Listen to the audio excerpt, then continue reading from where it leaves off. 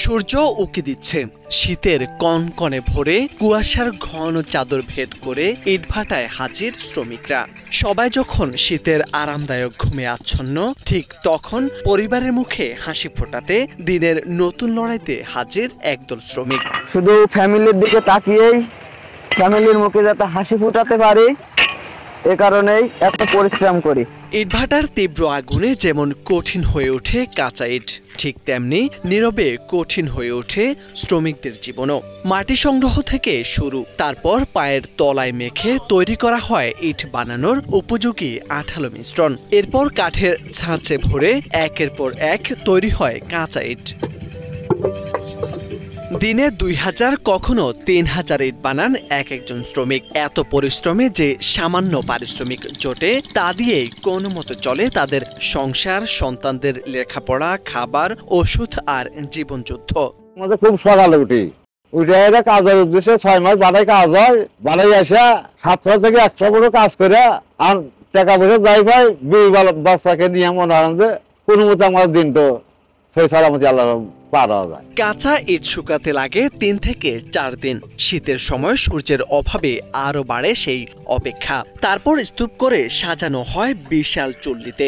কাঠ আর কয়লার মিশ্রণে চুল্লির আগুন জ্বলে টানা ঘন্টার পর ঘন্টা। ভেতরের তাপমাত্রা ছুঁয়ে ফেলে 1000 ডিগ্রি সেলসিয়াস। সেই ভয়াবহ আগুনের পাশে দাঁড়িয়েই শ্রমিকদের পাহারা দিতে হয় আগুন, যেন আঁচ না কমে, তাপমাত্রা নেমে না যায়।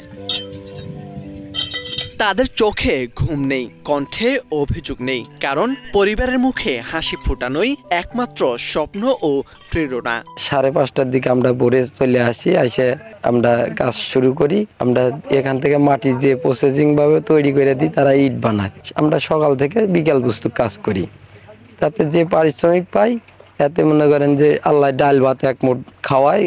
আল্লাহর দিন আল্লাহ ভালোই নেই। আমাদের দিন যে খুব ভালো যাওয়া তাও যায় না, আবার যে খুব এতে যাওয়া সচ্ছল তাও যায় না। তবু আমাদের এই কাজটা করতে হয় পরিবারের জন্য।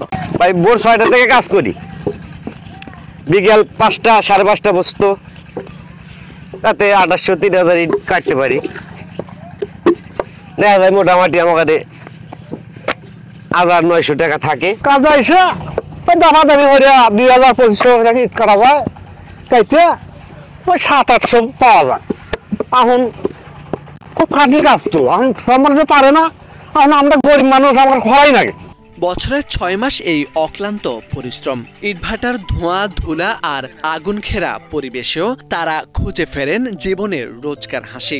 সিরাজগঞ্জের বিভিন্ন ইটভাটা ঘুরে দেখা যায় এমনই চিত্র, যেখানে ধোঁয়ার আড়ালে লুকিয়ে থাকা জীবনের তীব্র সংগ্রাম, যা শহর গ্রামের উন্নয়নের মূলে রয়েছে।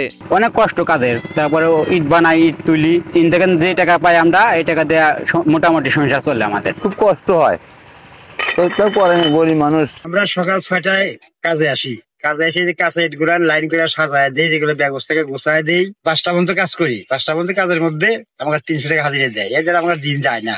তো 7টায় কাম ধরি, বিকাল 5টা পর্যন্ত কাম করি, 300 টাকা হাজিরা।